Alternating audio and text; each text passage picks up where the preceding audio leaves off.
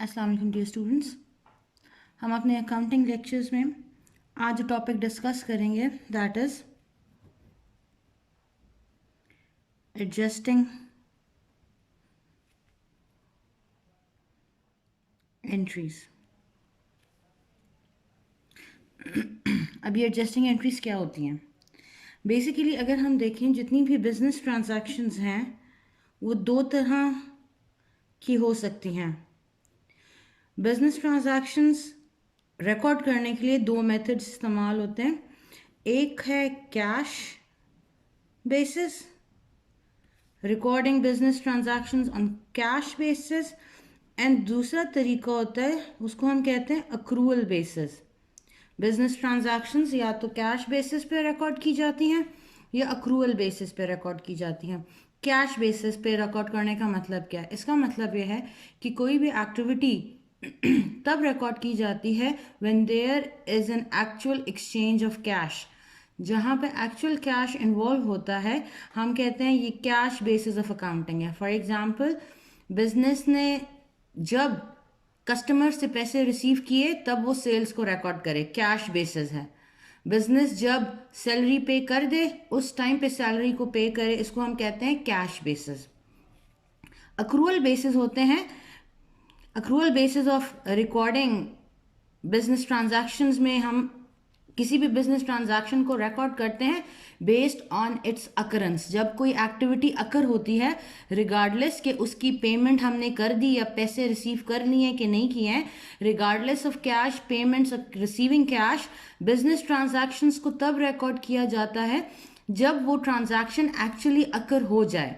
For example, business ने sales की, अभी कस्टमर को कोई चीज़ सेल की है, बेची है, और कस्टमर ने कहा कि इसकी पेमेंट हम बाद में करेंगे। अब अक्रूवल बेसिस में क्योंकि एक्टिविटी अकर हो गई है, सेल्स अकर हो गई है, सेल्स परफॉर्म कर दिया गया है सेल्स को, इसलिए अक्रूवल बेसिस ऑफ अकाउंटिंग कहता है कि ट्रांजैक्शन को, इस सेल्स ट्रांजैक्शन को तब रिकॉर्ड करो जब वो अकर हो जाए, चाहे पेमेंट रिसीव की कि नहीं की। ये होता है accrual basis of accounting. Means based on the occurrence of an activity। Business activity के अकर होने पे किसी ट्रांजैक्शन को रिकॉर्ड करना अक्रूवल बेसिस कहलाता है। अकाउंटिंग में बिजनेसेस नॉर्मली यूज करते हैं इस अक्रूवल बेसिस ऑफ अकाउंटिंग को। मतलब ट्रांजैक्शंस को तब रिकॉर्ड किया करें जब वो अकर हो जाए, रिगार्डलेस ऑफ कैश पेमेंट और रिसीविंग ऑफ कैश। किसी भी ट्रांजैक्शन को तब रिकॉर्ड करें जब वो अक्रू हो जाए, अकर हो जाए। अक्रू और अकर होना मीन्स वो एक्टिविटी एक्चुअली परफॉर्म कर दी जाए। सेल्स है, हमने सेल्स कर दी, कस्टमर ने पेमेंट अभी नहीं की, लेकिन फिर भी हम सेल्स रिकॉर्ड करें। हमने एक एक्सपेंस किया, खर्चा किया, अभी एक्चुअली पेमेंट नहीं किया, मगर अक्रूवल बेसिस में वो एक्सपेंस वो एक्सपेंस रिकॉर्ड हो जाएगा जब वो एक्सपेंस खर्चा हो चुका है। ये जो एडजस्टिंग एंट्रीज हैं ये ज़रूरी होती हैं इसी अक्रूवल बेसिस ऑफ अकाउंटिंग के लिए जिसकी एक और दूसरी वजह है इन एडजस्टिंग एंट्रीज को परफॉर्म करने की अक्रूवल बेसिस ऑफ अकाउंटिंग में। दैट इज़ वन प्रिंसिपल जो हमने स्टार्ट के लेक्चर्स में डिस्कस किया था, मैचिंग प्रिंसिपल। ये प्रिंसिपल अकाउंटिंग प्रिंसिपल हमने स्टार्ट में देखा था कि अकाउंटिंग एक ऐसा प्रोसेस है जिसको तमाम डिफरेंट ऑर्गेनाइजेशंस अपनी नीड्स के मुताबिक यूज़ कर रही होती हैं। तो there should be a certain set of rules and regulations जिनको फॉलो करते हुए अकाउंटिंग को परफॉर्म किया जाए। तो हमने कुछ प्रिंसिपल, गैप प्रिंसिपल्स पढ़े थे, उनमें एक प्रिंसिपल था मैचिंग प्रिंसिपल, विच सिंपली स्टेट्स कि किसी भी बिजनेस के रेवेन्यू एंड एक्सपेंसेस को अगर हमने कंपेयर करना हो, क्यों कंपेयर करना हो? ताकि हम बिजनेस के प्रॉफिट या लॉस के बारे में अंदाज़ा लगा सकें। तो ये रेवेन्यूज एक्सपेंसेस को एक ही पीरियड का होना ज़रूरी है। ये था बेसिकली मैचिंग प्रिंसिपल। जब भी इंफॉर्मेशन को कंपेयर किया जाता है in accounting process, that information should refer to the same accounting period. ये मैचिंग प्रिंसिपल था। तो अक्रूवल बेसिस ऑफ अकाउंटिंग में मैचिंग प्रिंसिपल की एप्लीकेशन के लिए ज़रूरी होता है कि बिजनेस एडजस्टिंग एंट्रीज करे। एडजस्टिंग एंट्रीज नॉर्मली की जाती हैं एट ईयर एंड। साल के आखिर में एडजस्टिंग एंट्रीज की जाती हैं जब हम अंदाज़ा लगा रहे हो, कंपेयर कर रहे हो बिजनेस के डिफरेंट अकाउंट, जैसे रेवेन्यू एक्सपेंस को कंपेयर करके, रेवेन्यू माइनस एक्सपेंसेस करके हम देखते हैं कि बिजनेस का प्रॉफिट हुआ है या लॉस हुआ है। तो ये जो रेवेन्यू और एक्सपेंसेस को हम कंपेयर कर रहे हैं, ये इस चीज़ की ज़रूरत को, इस चीज़ की इम्पोर्टेंस को इनिशिएट करता है कि ये रेवेन्यू एक्सपेंसेस हैं, they should be of the same period. अब मैं अगर कहूँ कि जी मैंने कैलकुलेट करना है जनवरी के मंथ का प्रॉफिट, तो मैं क्या करूँगी, जनवरी के मंथ को के प्रॉफिट को कैलकुलेट करने के लिए रेवेन्यू माइनस एक्सपेंसेस करूंगी इस प्रॉफिट को कैलकुलेट करने के लिए। मगर अब जनवरी का प्रॉफिट कैलकुलेट कर रहे हैं तो रेवेन्यू भी क्या होना चाहिए, जनवरी का होना चाहिए, एक्सपेंस भी क्या होना चाहिए, जनवरी का होना चाहिए।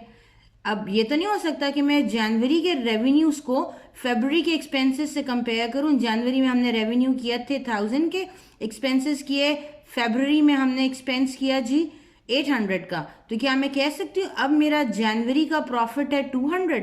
नहीं जी, अब तो ये बिल्कुल एक मीनिंगलेस सी बात बन गई। हाँ, दोनों वैल्यूज अगर जनवरी के मंथ की हों, इनको मैं आपस में कंपेयर करके माइनस करके जो प्रॉफिट कैलकुलेट करूंगी, अब ये प्रॉफिट जनवरी के मंथ का है।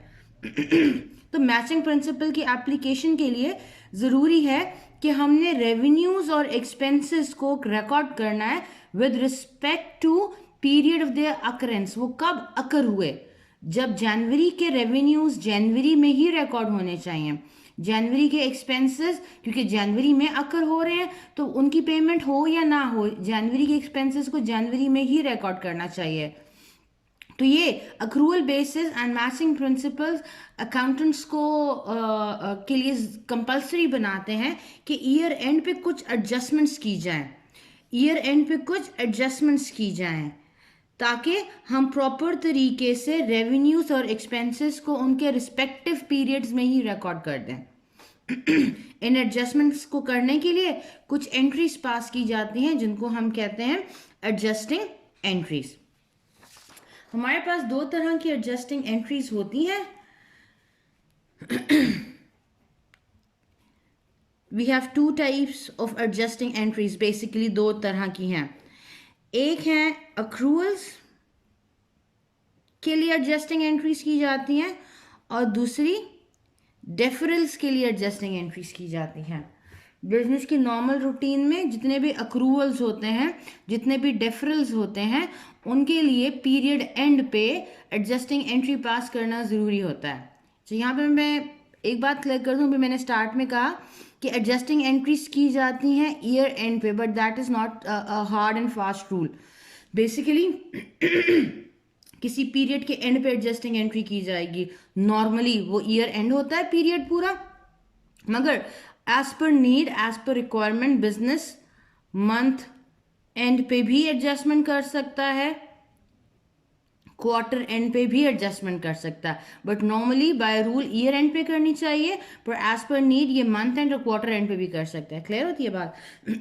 वापस आते हैं टाइप्स ऑफ एडजस्टमेंट्स पे। दो तरह की एडजस्टमेंट्स की जाती हैं, एक है अक्रूवल और दूसरा है डेफरल्स। अक्रूवल्स एंड डेफरल्स, इन दोनों में डिफरेंस क्या है? अक्रूवल्स, अक्रूवल बेसिकली हमने अभी पहले भी थोड़ा सा डिस्कस किया कि अक्रूवल क्या है? Occurrence of an activity, an activity has already occurred. Activity means business activity has already occurred. Accrual में एक्टिविटी अकर हो गई है but without exchange of money, there is no exchange of money, पैसे अभी exchange नहीं हुए हैं but business activity occur हो गई है। इस किस्म की एक्टिविटी को हम कहते हैं अक्रूवल है ये। फॉर एग्जाम्पल, बिजनेस ने सेल्स की on credit, sales on credit, sales activity occur हो चुकी है क्योंकि क्रेडिट पे हुई है, तो मतलब there is no received cash. Activity occur हो चुकी है मगर कैश का एक्सचेंज अभी नहीं हुआ. This is an example of accrual. ठीक होती है बात. बिजनेस ने सेल्स कर ली, लेकिन अभी क्योंकि सेल्स ऑन क्रेडिट था तो there was no exchange of cash involve, cash receive नहीं हुआ. ये एक्टिविटी अक्रूअल्स में आती है. इसके अलावा salaries not paid. Salaries not paid. अब सैलरी की पेमेंट हमने करनी थी, सैलरी की पेमेंट करनी थी, लेकिन अभी हमने पे नहीं की है. अब सैलरी की पेमेंट है बेसिकली है क्या, दिस इज एन एक्सपेंस. तो भाई सैलरी नॉर्मली कब पे की जाती है, जब आप पूरा मंथ अपने एम्प्लॉय से सर्विसेज ले चुके होते हो, उसके बाद आप पे बिजनेस पे उसकी पेमेंट ड्यू बनती है ना. पहले आप सर्विसेज एम्प्लॉय से ले लेते हो, आपने एक एक्टिविटी परफॉर्म कर ली है, एक्शन हो चुका है, काम हो चुका है, इस काम की पेमेंट आपने मंथ के एंड पे करनी होती है. तो ये क्या है, एक्टिविटी हो गई है but there was no exchange of cash. ये भी एग्जांपल है किसकी, अक्रूवल की. बात समझ में आती है. फिर दूसरी टाइप की एडजस्टिंग एंट्रीज की जाती है फॉर डेफरल्स. अब डेफरल क्या है, डेफरल अक्रूवल का ऑपोजिट है. अक्रूवल में था कि activity has already occurred but no exchange of money. यहाँ पे है कि एक्टिविटी अकर होने से पहले एक्सचेंज ऑफ मनी हो जाए. Exchange of money before occurrence of an activity. Activity here means a business activity. For example,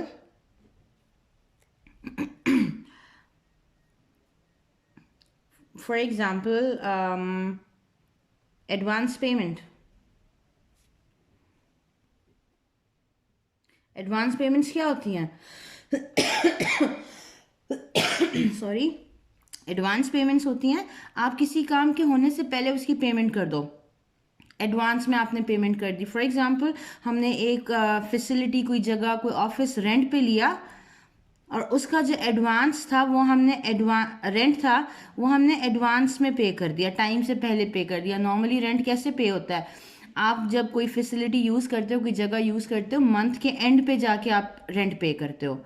मगर आपने ये रेंट एडवांस में पे किया होगा, मतलब आपने उस चीज़ को यूज़ करने से पहले रेंट पे कर दिया. तो एक्सचेंज ऑफ मनी, जिस टाइम पे रेंट पे किया उस टाइम पे एक्सचेंज ऑफ मनी तो अकर हो गया, लेकिन वो एक्टिविटी जिसके लिए पेमेंट की गई थी वो अभी नहीं हुई है. हमने पहले पेमेंट की, उस पेमेंट को यूज़ हमने बाद में किया बेसिकली. तो इस किस्म की एक्टिविटीज़ को कहते हैं डेफरल्स. इसको कहते हैं डेफरल्स. तो एडजस्टिंग एंट्रीज की जाती हैं अक्रूवल्स के लिए और डेफरल्स के लिए. यहाँ तक बात समझ में आती है. अब हम इसको थोड़ा सा और आगे डिटेल में लेके जाते हैं कि इन अक्रूवल्स में किस किस्म की एडजस्टिंग एंट्रीज आ जाती हैं. अक्रूवल्स में हमारे पास बेसिकली पहले हम डिस्कस करेंगे अक्रूवल्स को. अक्रूवल्स फिर बता रही हूँ, अक्रूवल क्या है, एक्टिविटी अकर हो गई विदाउट एक्सचेंज ऑफ मनी. पैसे अभी इन्वॉल्व नहीं हुए, कैश इन्वॉल्व नहीं हुआ, हमने कैश की पेमेंट के बगैर कोई एक्टिविटी की है. वो एक्टिविटी बेसिकली क्या होगी, या तो कोई एक्सपेंस होगा या कोई रेवेन्यू होगा. जो अक्रूवल्स हैं वो या एक्सपेंसेस होंगे या रेवेन्यूज होंगे. तो हमने इन दोनों के लिए, हम कहेंगे अक्रूड एक्सपेंसेस और अक्रूड रेवेन्यूज के लिए एडजस्टिंग एंट्री पास करनी पड़ती है. पहले हम डिस्कस करते हैं अक्रूड एक्सपेंसेस. अक्रूड एक्सपेंसेस क्या है जी, हमने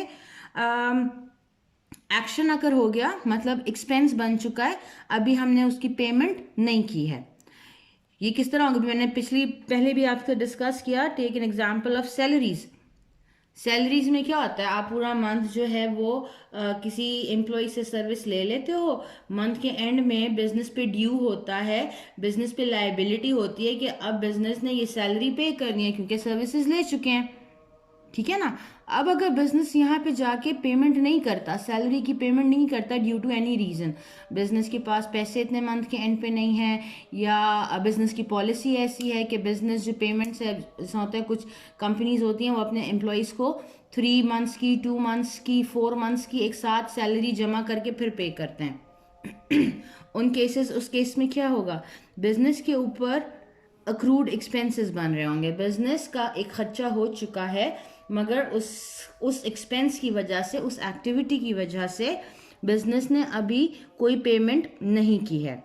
तो ये पीरियड के एंड पे अकाउंटेंट के लिए ज़रूरी होता है ऐसी हर इंफॉर्मेशन को रिकॉर्ड करना, क्योंकि नॉर्मली तो एक्टिविटी होती है, आप कहीं पे कैश पे करते हो तो आपको इन्फॉर्मेशन मिल जाती है कि जी हमने यहाँ पेमेंट की थी तो इस इन्फॉर्मेशन को रिकॉर्ड कर दो। लेकिन अब इस सिचुएशन में कोई एक्सचेंज ऑफ कैश नहीं आ रहा। ठीक है, अकाउंटेंट ने अपनी अंडरस्टैंडिंग के लिहाज से रिकॉर्ड करना है कि जी पीरियड ख़त्म हो गया, ये एक्सपेंस बन चुका है जिसकी पेमेंट हम बाद में करेंगे, ये एक्सपेंस बन चुका है इसकी पेमेंट हम बाद में करेंगे। एग्जाम्पल के साथ इसको हम डिस्कस करते हैं। अब अक्रूड एक्सपेंसेस में आ क्या सकते हैं, इसमें सैलरीज आ सकती हैं, ठीक है ना, रेंट हो सकता है, इंटरेस्ट हो सकता है। ये वो एक्सपेंसेस हैं कुछ जो कि अकर हो सकते हैं, इनकी पेमेंट्स बाद में करनी होंगी, इनको हम 1 बाय 1 डिस्कस करते हैं। For example salaries of $1,500 due but not yet paid। Accountant के पास इंफॉर्मेशन आई है कि अकाउंटेंट पे इतनी सैलरी ड्यू हो चुकी है बट अभी पे नहीं की है। सैलरी ड्यू हुई होगी, ड्यू कब हुई होगी, ड्यू का मतलब है अब हमने ये पे करना है, बिजनेस कर्जदार हो गया है, तो बिजनेस कब सैलरी पे करने का पाबंद होगा, जब बिजनेस ने अपने एम्प्लॉय से पूरा मंथ सर्विसेज ले लिए हैं, काम ले लिया है लेकिन उसको अभी पेमेंट नहीं की है, तब उस अकाउंटेंट पे, उस बिजनेस पे सॉरी, ये सैलरीज ड्यू होंगी। सैलरी ड्यू हो गई है मगर अभी तक पे नहीं की है, सैलरी ड्यू हो गई है मगर पे नहीं की है। अब अकाउंटेंट को यहाँ पे ये इन्फॉर्मेशन ऐसी है जिसको पीरियड के एंड पे रिकॉर्ड करना पड़ेगा। पीरियड के एंड पे क्यों रिकॉर्ड करना पड़ेगा, क्योंकि ये इन्फॉर्मेशन हमारे पास आई ही पीरियड ख़त्म होने के बाद है। पूरा पीरियड बिजनेस ने सर्विस ले ली एम्प्लॉय से तो सैलरी ड्यू हो गई, अब उसने इसको पे नहीं किया, फिर भी ये रिकॉर्ड करना है क्योंकि हम accrual basis of accounting use कर रहे हैं और मैचिंग प्रिंसिपल अप्लाई करते हैं, तो ये इन्फॉर्मेशन हमने रिकॉर्ड करनी हमें ज़रूरी है। इस इन्फॉर्मेशन को रिकॉर्ड करने के लिए अब एक एडजस्टिंग एंट्री पास करनी है, एक एडजस्टिंग एंट्री बनानी है।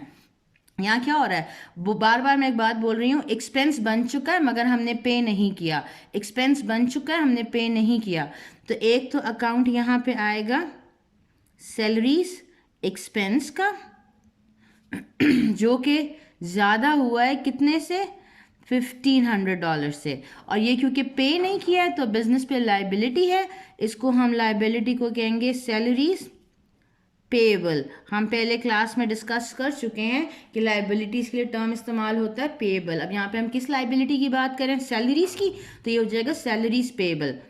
ये एक्सपेंस है, ये एक लाइबिलिटी है जो ज़्यादा हो गई कितने से, $1,500 से ज़्यादा हो गई है। तो अब इसके लिए एडजस्टिंग एंट्री क्या पास की जाएगी, एडजस्टिंग एंट्री हो जाएगी सैलरीज एक्सपेंस डेबिट होगा 1500 से और सैलरीज पेएबल लाइबिलिटी क्रेडिट होगी 1500 से। ये डेबिट होगा और ये क्रेडिट होगा, डेबिट होगा और क्रेडिट होगा। एक्सपेंस ज़्यादा होते हैं डेबिट करते हैं, लाइबिलिटी ज़्यादा होती हैं क्रेडिट करते हैं। इन द सेम वे यही अक्रूड एक्सपेंस की एग्जांपल हो सकती है रेंट। बिजनेस ने पूरा मंथ कोई फैसिलिटी, कोई जगह, कोई ऑफिस यूज़ की और मंथ के एंड पे उसके ऊपर रेंट ड्यू हो गया क्योंकि अब वो फ़ायदा उठा चुका है, अब business is under an obligation to make the payment. तो रेंट ड्यू हो चुका है मगर बिजनेस ने रेंट अभी पे नहीं किया, रेंट ड्यू हो चुका क्योंकि हम फैसिलिटी यूज़ कर चुके हैं लेकिन अभी पे नहीं किया। तो for example rent of $1,000 due on business but not yet paid। अब रेंट ड्यू हो चुका है, एक्सपेंस बन चुका है, मगर बिजनेस ने अभी पे नहीं किया, बाद में पे करना उस पर ऑब्लिगेशन है। तो यहाँ पे एडजस्टिंग एंट्री क्या होगी? Rent expense $1,000 and rent payable जो लाइबिलिटी है क्रेडिट हो जाएगा by $1,000। Expense liability, expense liability. ये हमने कब रिकॉर्ड करना है? जब हमें इंफॉर्मेशन दी जाए कि कोई एक्सपेंस ड्यू हो चुका है बिजनेस पे मगर अभी पे नहीं किया। यहाँ पे एक बात देख लें कि यहाँ पे नॉट पेड की जगह नॉट येट रिकॉर्डेड भी लिखा हो सकता है। तो रिकॉर्ड नहीं किया मतलब अभी पे नहीं किया ना, क्योंकि नॉर्मली बिजनेस एक्टिविटीज रिकॉर्ड तब कर दी जाती हैं जब एक्चुअली कैश पे या रिसीव हो जाए, क्योंकि एक एक्शन परफॉर्म कर दिया जाता है। तो नॉट येट पेड लिखा हो या नॉट येट रिकॉर्डेड लिखा हो, दोनों का मतलब एक ही है। ठीक है, ये एक ऐसी पेमेंट है जो अकर हो चुकी, ऐसा एक्सपेंस है जो अकर हो चुका है मगर अभी हमने इसकी पेमेंट नहीं की। पेमेंट नहीं की तो उसको हमने रिकॉर्ड भी नहीं किया, या अगर रिकॉर्ड नहीं किया तो इसका मतलब है इसको हमने पे नहीं किया होगा। तो दोनों बातों का मतलब एक ही है। हम यहाँ पे अक्रूड एक्सपेंसेस की बात कर रहे हैं। बात समझ में आती है? फिर उसके बाद थर्ड एग्जाम्पल यहाँ पे हमने लिखी है इंटरेस्ट पेमेंट की। इसको थोड़ा सा डिटेल में देखते हैं। इंटरेस्ट की पेमेंट क्या है?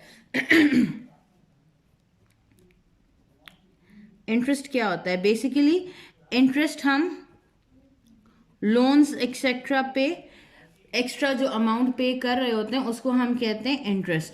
This is the extra payment on any kind of loan liability. हमने बैंक से लोन लिया तो बैंक ने हमें लोन दिया होगा कुछ टर्म्स एंड कंडीशंस पे कि ये जो लोन है ये 5 साल के बाद आपने वापस करना है विद इतना % इंटरेस्ट। फॉर एग्जाम्पल हमने लोन लिया था 10,000 का एट 10% इंटरेस्ट। इसका मतलब है इस 10,000 का 10% बिजनेस ने एज इंटरेस्ट पे करना है, इतना इंटरेस्ट पे करना है। 10,000 इंटू 0.1, ये 0.1 किस क्यों आए? क्योंकि 10% means 10 divided by 100 equals to 0.1। तो 10,000 इंटू 0.1 हो जाएगा जी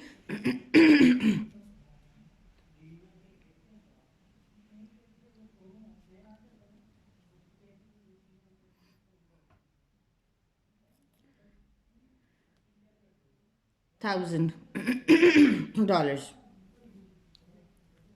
ठीक हो गया? अब मतलब बिजनेस ने इस लोन पे $1,000 इंटरेस्ट पे करना है। अब यहाँ पे हो क्या रहा है? हमने इंटरेस्ट रिकॉर्ड करना है, ठीक है, क्योंकि बिजनेस पे साल जब ख़त्म, अच्छा ये बात याद देख लें कि ये जो इंटरेस्ट होता है ये पर एनम होता है। Per annum means per year, 1 साल का इंटरेस्ट है। तो साल ख़त्म होगा बिजनेस ये इंटरेस्ट पे करे या ना करे, बिजनेस पे ये इंटरेस्ट अक्रू हो जाएगा। इंटरेस्ट अक्रू होने का मतलब है इंटरेस्ट लग जाएगा, क्योंकि 1 साल तक बिजनेस ने ये 10,000 किसी और के अपने पास रखे हैं। तो एज पर रूल्स अब बिजनेस को 1 साल के बाद 10% इंटरेस्ट पे करना, हर हाल में पे करना है, कंपल्शन है, ऑब्लिगेशन है। ठीक है, और ये एक ऐसी पेमेंट है जो बिजनेस को फ्यूचर बेनिफिट कोई भी नहीं देगी। तो ये एक एक्सपेंस है, तो यहाँ पे बेसिकली हुआ ये कि बिजनेस का इंटरेस्ट एक्सपेंस बन चुका है। कितने का? $1,000 का। ये कब बना है? ईयर एंड पे बना है, क्योंकि जब पूरा साल आप अपने पास रखोगे किसी का पैसा तब आप पे ये इंटरेस्ट अक्रू होगा, आप पे इंटरेस्ट ड्यू होगा।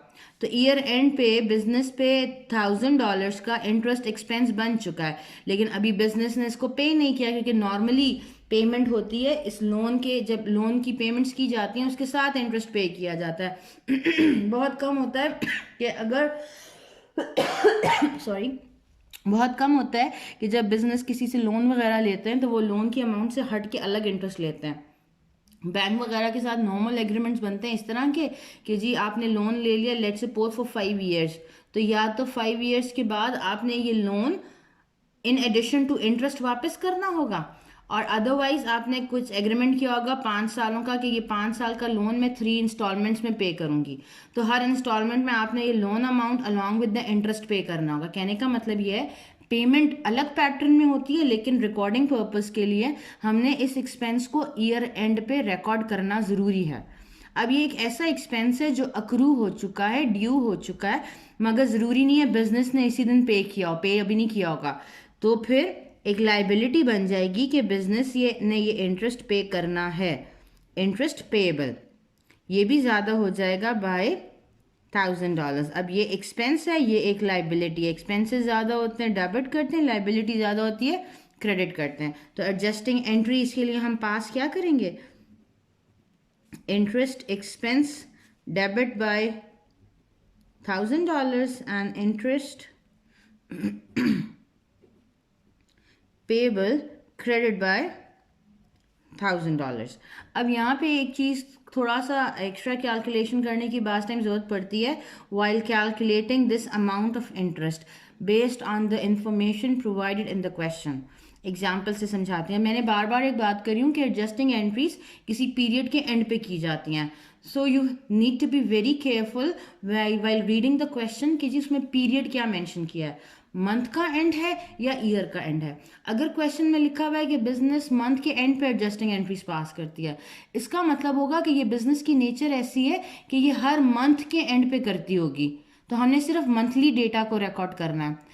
अगर क्वेश्चन में लिखा है कि बिजनेस एडजस्टिंग एंट्री पास करता है ईयर एंड पे, तो इसका मतलब होगा बिजनेस हर ईयर के एंड पे रिकॉर्ड करता है, एडजस्टिंग एंट्रीज रिकॉर्ड करता है, तो हमने ईयरली डेटा को देख के रिकॉर्डिंग करनी होगी। दोनों में आपको बातें एग्जाम्पल से समझाती हूँ। For example take an example कि जी बिजनेस ने लोन लिया $10,000 का at 10% interest rate on 1st October 2018। ठीक होती है बात। और बिजनेस अपने अकाउंट्स एडजस्ट करता है, मतलब एडजस्टिंग एंट्रीज पास की जाती हैं ईयर एंड पे। क्लियर हो गई बात, ईयर एंड पे एडजस्टिंग एंट्री पास की जाती है, मतलब 2018 की एडजस्टिंग एंट्री कब पास की जाएगी, 31 दिसंबर 2018 को एडजस्टिंग एंट्रीज पास की जाएंगी। अब 31 दिसंबर 2018 को मैंने एक एडजस्टिंग एंट्री पास करनी है फॉर अक्रूड इंटरेस्ट, ऐसा इंटरेस्ट जो बिजनेस पे ड्यू हो चुका है, बिजनेस ने पे नहीं किया। एज पर एग्रीमेंट बिजनेस ने ये लोन लिया था 1 अक्टूबर को, जिसपे 10% इंटरेस्ट रेट था, मतलब 1 साल का। फिर बात करी हूँ, इंटरेस्ट रेट हमेशा पर ईयर पर एनम होता है, तो मतलब पूरे साल का बिजनेस पे इंटरेस्ट लगना है 10% का। ठीक है, साल खत्म हुआ तो अब मुझे एडजस्टिंग एंट्री पास करनी होगी, क्योंकि हम कुछ अरसा ये लोन का अमाउंट अपने पास रख चुके हैं, हम पे कुछ इंटरेस्ट लग चुका होगा, इंटरेस्ट आ चुका होगा। अब मैंने अमाउंट ऑफ इंटरेस्ट कैलकुलेट करना है कि कितना इंटरेस्ट ड्यू हुआ था। अभी हमने पहले कैलकुलेशन की इंटरेस्ट अमाउंट की, किस तरह से की थी, प्रिंसिपल जितना हमने लिया इनटू इंटरेस्ट रेट, ये आ जाता है जी $1000। ये इंटरेस्ट है कितने पीरियड का, फॉर 1 ईयर है, ये 1 साल का इंटरेस्ट है। लोन मैं ले रही हूँ 1 अक्टूबर को, एडजस्टिंग एंट्री में पास करती हूँ 31 दिसंबर को। क्या पूरे साल का इंटरेस्ट मेरे पे अभी लगना चाहिए, मैंने पूरे साल का इंटरेस्ट पे करना चाहिए? नहीं, मैंने अभी सिर्फ 3 मंथ्स ये पैसा, ये 10,000 अपने पास रखे हैं, तो मेरे पे बाय रूल सिर्फ 3 मंथ्स का इंटरेस्ट लगना चाहिए। पूरे साल का इंटरेस्ट नहीं होना चाहिए, सिर्फ 3 मंथ्स का इंटरेस्ट होना चाहिए। तो ये जो 10,000 पूरे साल की वैल्यू है, इसको मैंने 3 मंथ्स पे लेके आना है, क्योंकि 1 अक्टूबर से 1 नवंबर, 1 अक्टूबर से 1 नवंबर 1 मंथ, 1 नवंबर से 1 दिसंबर 2nd मंथ, एंड 1 दिसंबर से 31 दिसंबर 3 मंथ्स। तो 3 मंथ्स का इंटरेस्ट हम पे लगता है। तो हमने ये पर ईयर अमाउंट को कन्वर्ट करना है इनटू पर मंथ वैल्यू। किस तरह करेंगे, ये 1000 है पूरे साल की, तो मैं इसको डिवाइड करती हूँ 12 पे, तो ये क्या बन जाएगा, पर मंथ इंटरेस्ट बन जाएगा।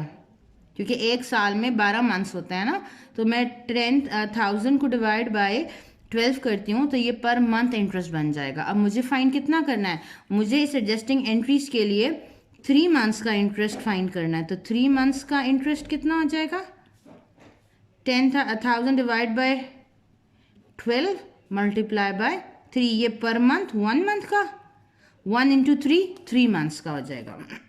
ठीक होती है बात। तो इस कैलकुलेशन से मेरे पास 3 मंथ्स का इंटरेस्ट आ जाएगा, जितनी वैल्यू आती है। अब जो मैंने एडजस्टिंग एंट्री पास करनी है वो मैंने इस वैल्यू के लिए करनी है। एडजस्टिंग एंट्री मैं आपको यहाँ पे बता चुकी हूँ, ये पहले एडजस्टिंग एंट्री हम यहाँ पे देख चुके हैं। सिर्फ ये अमाउंट जो है ये चेंज हो जाएगी, जो यहाँ हमने कैलकुलेट की होगी वैल्यू, अब 1000 की जगह ये वाली वैल्यू आ जाएगी। ये बात समझ में आती है, क्लियर होता है। अब क्वेश्चन आगे कंटिन्यू होता है और बिजनेस आप क्वेश्चन में आपसे कहा जाता है कि 31 दिसंबर 2018 के बाद 31 दिसंबर 2019 का भी इंटरेस्ट कैलकुलेट करो, इंटरेस्ट रिकॉर्ड करो, एडजस्टिंग एंट्री पास करो। क्योंकि ये बिजनेस जब साल के एंड पे एडजस्टिंग एंट्री करता होगा तो हर साल के आखिर में करेगा। इसने 31 दिसंबर 2018 को एडजस्टिंग एंट्री पास की, उसके बाद ये पास कब करेगा, 31 दिसंबर 2019 को पास करेगा। लोन लिया था 1 अक्टूबर 2018 को, एडजस्टिंग एंट्री अब दोबारा से पास कर रहा है 31 दिसंबर 2019।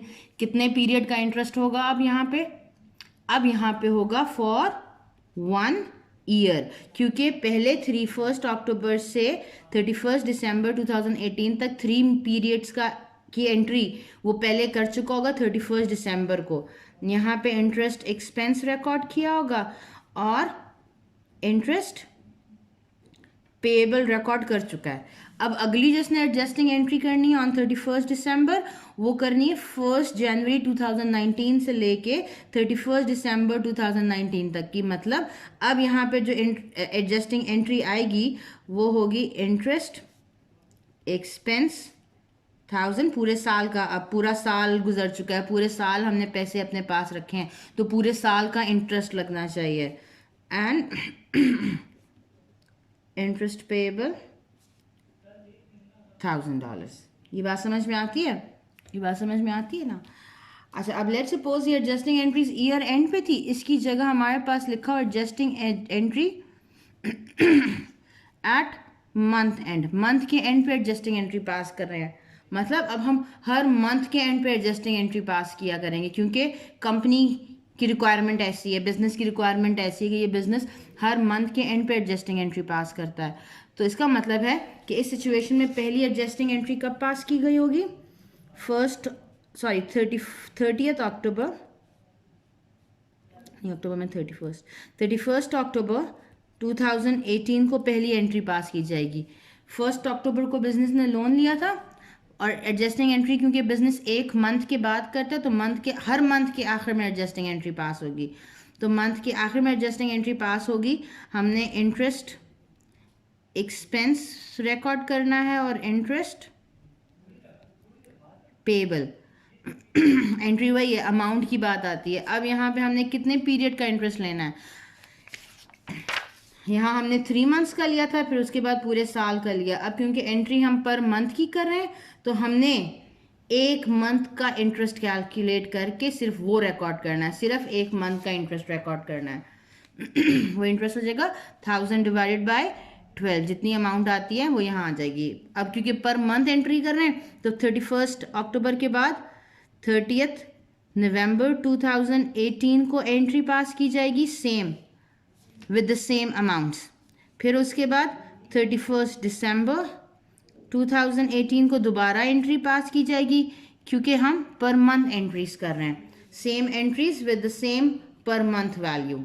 ये बात समझ में आती है, यहाँ तक कोई मसला